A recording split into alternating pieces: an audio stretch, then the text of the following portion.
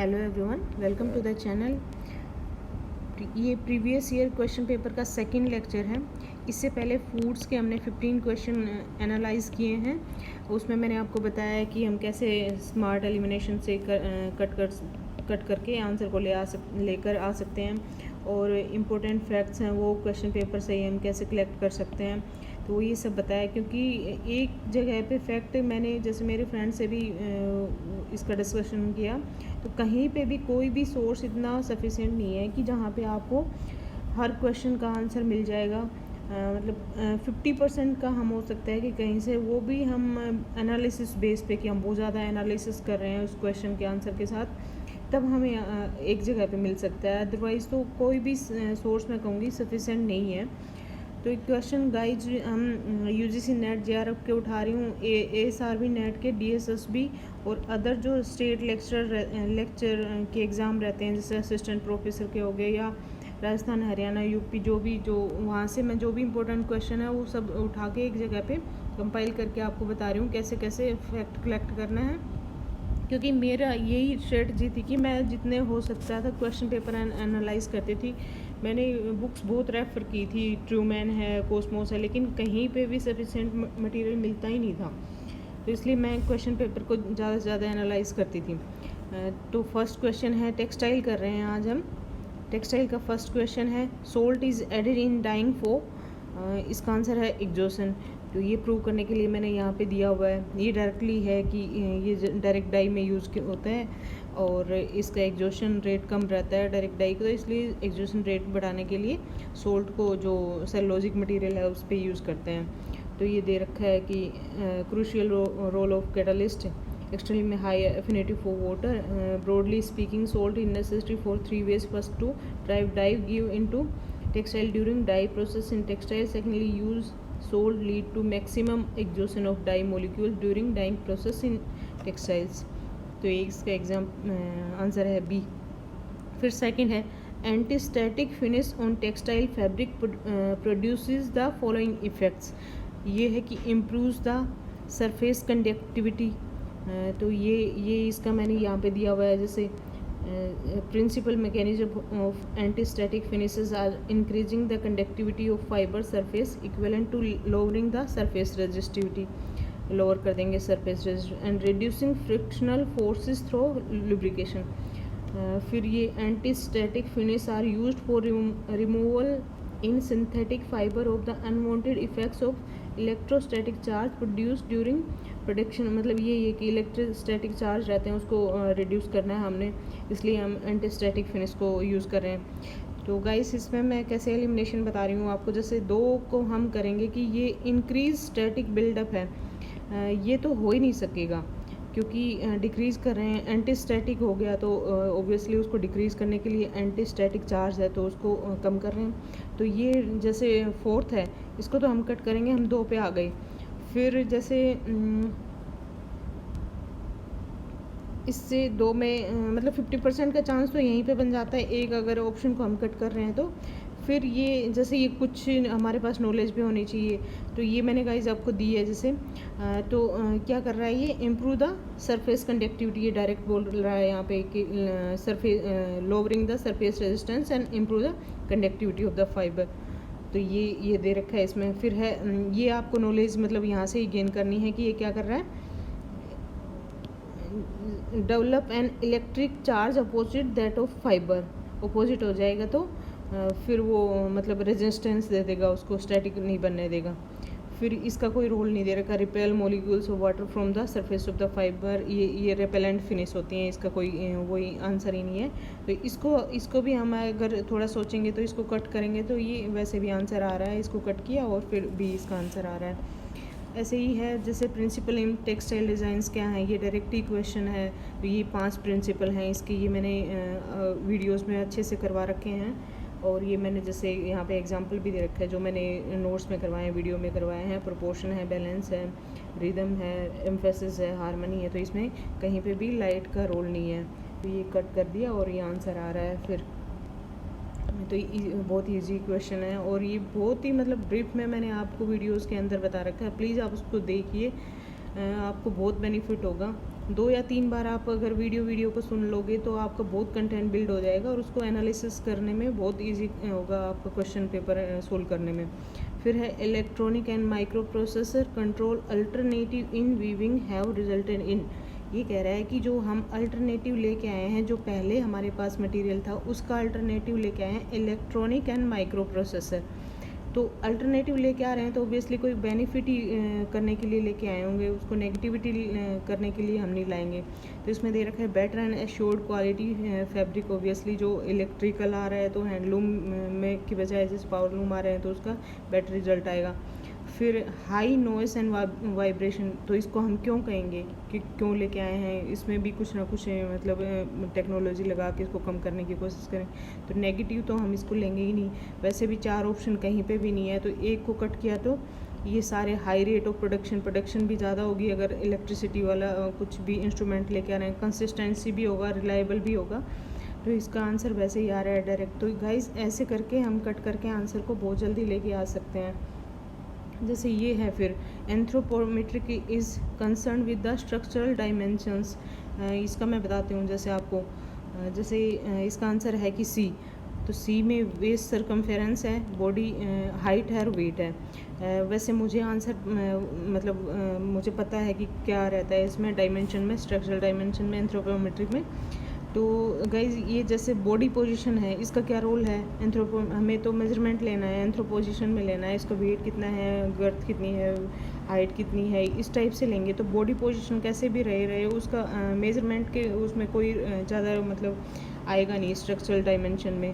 तो ये जैसे इसको कट करेंगे इसमें वैसे आंसर आ जाएगा। फिर सेकंड को कट कर रहे हैं तो हम ये सारे आंसर आ रहे हैं, इससे सी आंसर आ गया। तो इस टाइप से हम आंसर को लेके आ सकते हैं। फिर है which of the following is note and hand printing technique.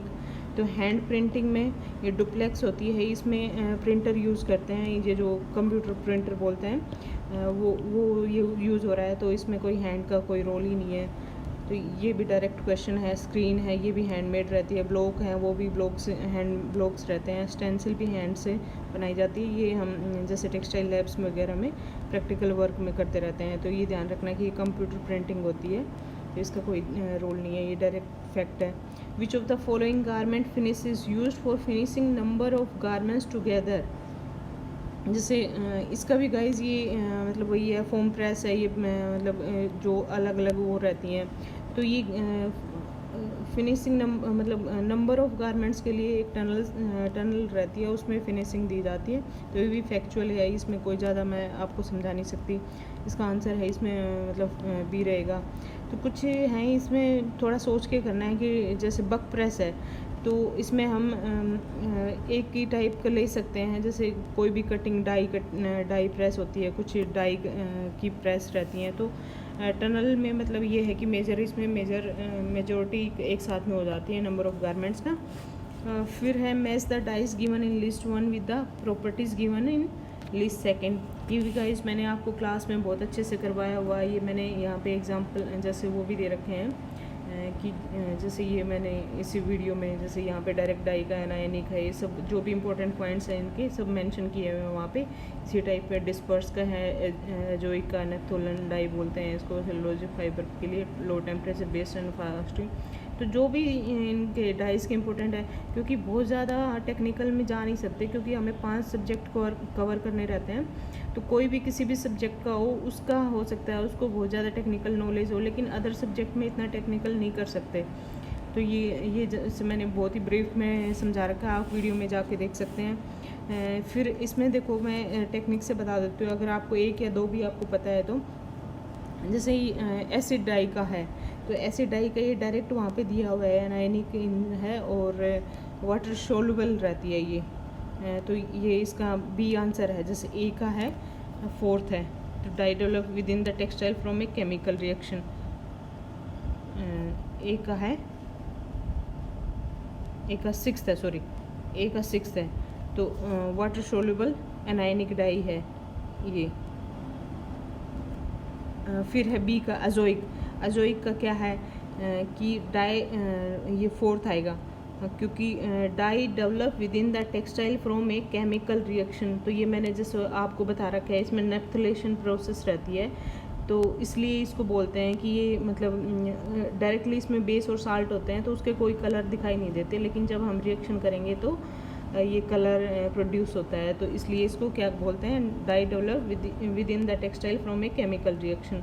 तो इसलिए इसको एजोइक डाई को ये बोला जाता है। तो ये मतलब एनालिसिस करने से ही ये चीज़ें आपको पता चलेंगी, अदरवाइज़ तो डायरेक्ट कहीं पे भी नहीं आएगा।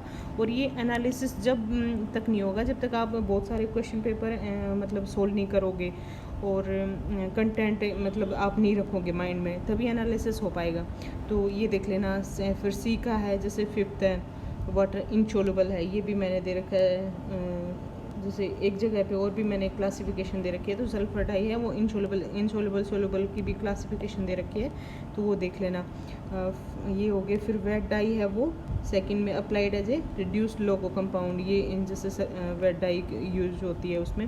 तो ये गाइज आपको अगर आपके पास कहीं पे भी नहीं है तो आपको इस टाइप से करना है। जैसे एसिड डाई है तो उसको आप ये इन्फॉर्मेशन है उसको नोट डाउन कर लोगे यहाँ पे, इसकी एसिड डाई की जो भी है। फिर एजोइक की है वो, उसकी आप यहाँ पे इन्फॉर्मेशन यहाँ से उठा के यहाँ पे नोट डाउन कर लो। अपनी नोटबुक ज़रूर बनाना और उसमें इस टाइप से जो भी क्वेश्चन में आप जहाँ पे भी एक जगह पे बहुत सारे फैक्ट्स मिल रहे हैं उसको नोट डाउन ज़रूर करना। इससे बहुत ज़्यादा नॉलेज गेन होती है। कोई भी बुक सफिशिएंट नहीं होगी। एक्चुअल में ये जो टेक्सटाइल की है ये कॉस्मोस की बुक बहुत ज़्यादा सफिशिएंट मतलब उसमें मटेरियल, लेकिन सफिशिएंट वो भी नहीं है। तो मैंने कॉस्मोस की रेफ़र करी थी, वैसे ट्रूमैन की पढ़ी है, लेकिन कहीं पे भी मतलब कॉस्मोस से ज़्यादा मटेरियल है नहीं वहाँ पे, फिर भी मिल जाता है। फिर इसी टाइप से ये मैंने जैसे फिनिशेस का भी लेक्चर में करवा रखा है, वहाँ पे जाके देख लेना है, सारी टाइप की फिनिशेस दे रखे हैं।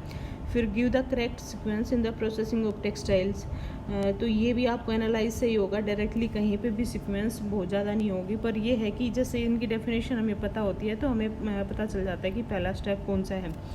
तो इसमें क्या करेंगे, पहले जो फैब्रिक आया है तो उसका हम जो भी एक्स्ट्रा मटेरियल है जैसे थ्रेड व्रेड जो निकले रहते हैं प्रोसेसिंग में वो उसको हम कट करेंगे, तो उसको क्या बोलेंगे, सिंजिंग। तो इसका आंसर है ए फर्स्ट आएगा। फिर है डिसाइजिंग, हम उसका स्टार्च है एक्स्ट्रा पार्ट है वो रिमूव कर देंगे। फिर है स्करिंग करेंगे, और स्करिंग में मतलब NaOH यूज़ करके और जो भी उसका जो अदर इम्प्योरिटीज़ वगैरह मतलब फाइनेस लाने के लिए रिमूव कर इम्प्योरिटीज़ रिमूव करने, ऑर्गेनिक मटेरियल है वो रिमूव कर देंगे। फिर हम उसको ब्लीच करेंगे, वाइट मटेरियल लेके आएंगे। फिर अदर कोई भी हमें फिनिशेस देनी है, उसके बाद हम लास्ट में मर्सराइजेशन करेंगे इसके अंदर। तो ये इसी टाइप से हैं। ए है, फिर डी है डिसाइजिंग कर रहे हैं, फिर बी है स्करिंग कर रहे हैं, फिर सी है ब्लीचिंग कर रहे हैं, और फिर ये मर्सराइजेशन में ये NaOH का यूज़ करते हैं 16 to 24%। ये भी मैंने अच्छे से करवा रखा है। एक और है उसमें सारा एक्सप्लेन कर रखा है, तो वहाँ जाके आप एक बार देख लेना। फिर है जैसे ये colour problems with their description given in second list, मतलब प्रॉब्लम्स क्या आती हैं कलर से।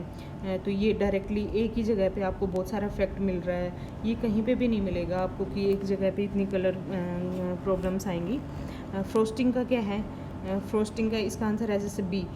तो ए का 4 change of colour due to localised abrasive wear, तो इसको आप नोट डाउन कर लेना, फ्रोस्टिंग लिखना, और यहाँ पे आप इसका 4th ये लिखना चेंज ऑफ कलर, ये इस टाइप से। फिर टेंडरिंग का है, टेंडरिंग का मतलब एक टाइप से एम्बोज इफेक्ट आ गया कुछ, weak area in a fabric resulting from chemical damage, ये है।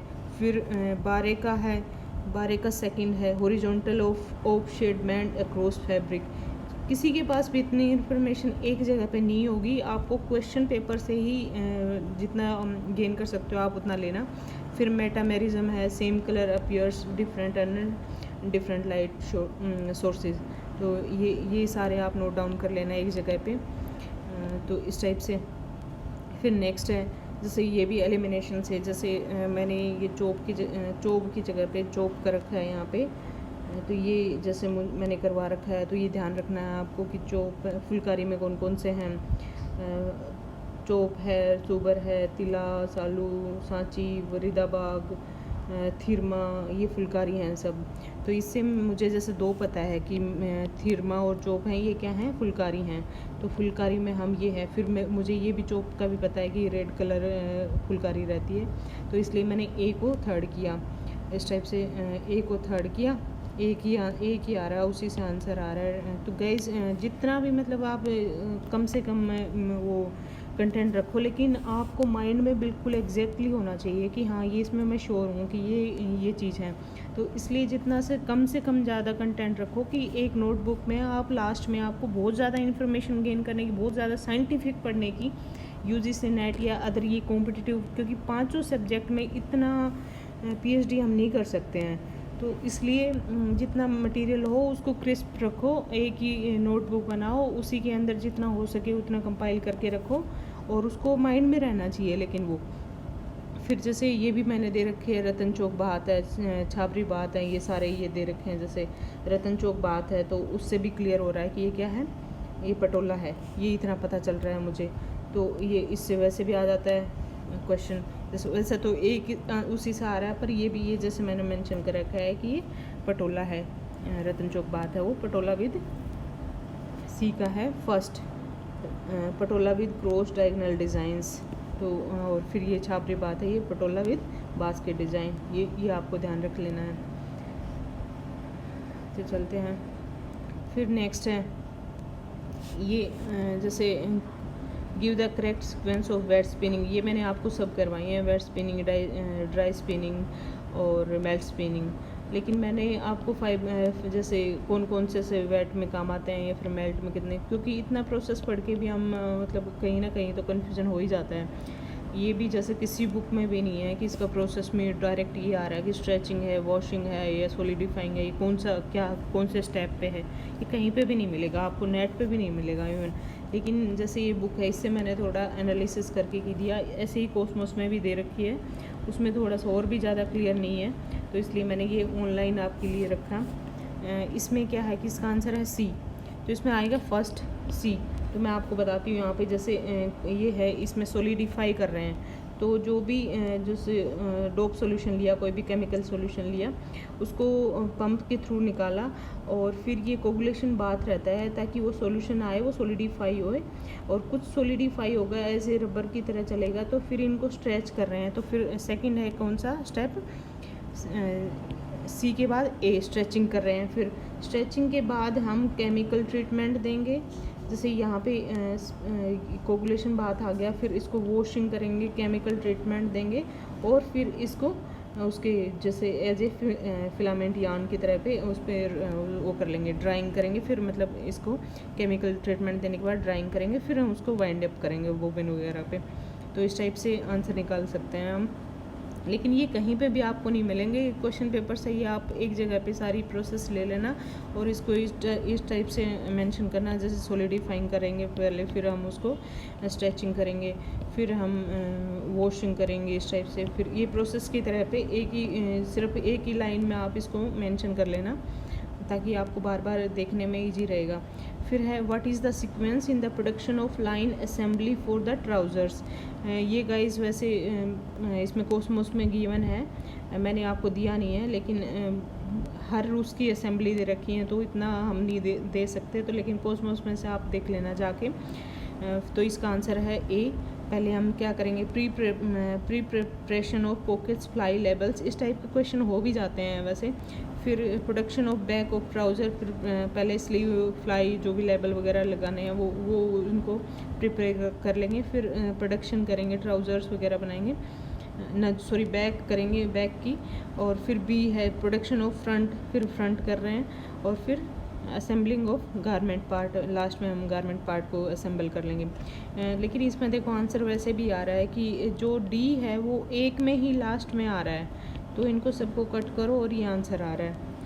तो इस टाइप से, क्योंकि असेंबल सारा सब कुछ करने के बाद ही तो हम पार्ट्स को असेंबल करेंगे। तो ये भी यूजीसी या एनटीए हैं जो यूजीसी, ये मतलब माइंड का गेम करवाती है इस टाइप के क्वेश्चन देके कि बच्चों में मतलब कितना एनालिटिक थिंकिंग है वो भी चेक करती है। लास्ट क्वेश्चन है, fibre containing high proportion of amorphous region are mark by prone to crease. ये मैंने आपको करवाया हुआ है। जैसे अमोरफस रीजन, अमोरफस फाइबर को क्या बोलेंगे, हाइड्रोफिलिक फाइबर बोलते हैं। हाइड्रोफिलिक फाइबर जो भी होगा तो उसमें क्रीज ज़्यादा रहेगी, क्योंकि इसमें वाटर कैप्चर करने की पावर ज़्यादा रहती है, तो जो भी वाटर कैप्चर ज़्यादा कर रहा है उसमें क्रीज ज़्यादा रहती है। फिर this is because of absence of intermolecular binding forces. तो ये मतलब आपको यहीं से गेन करना पड़ेगा कि ये इसका रीजन रहा है, डायरेक्टली ये कहीं पे भी रीजन नहीं है, तो इसलिए बोथ आर ट्रू, इसका आंसर है दिस इज़। तो ये आप देख लेना, दोनों ट्रू हैं। ये तो मैंने इसका रीज़न बता दिया, और इसको यहाँ से आप गेन कर लेना कि ये रीज़न रहता है इसका। तो आज के लिए गाइज इतना ही, थैंक यू, मिलते हैं नेक्स्ट क्लास में। आप प्लीज़ वीडियो को बार बार सुनें, जो भी कंटेंट दे रखा है उसको गेन अप करें, और फिर आप क्वेश्चन को एनालिसिस करें।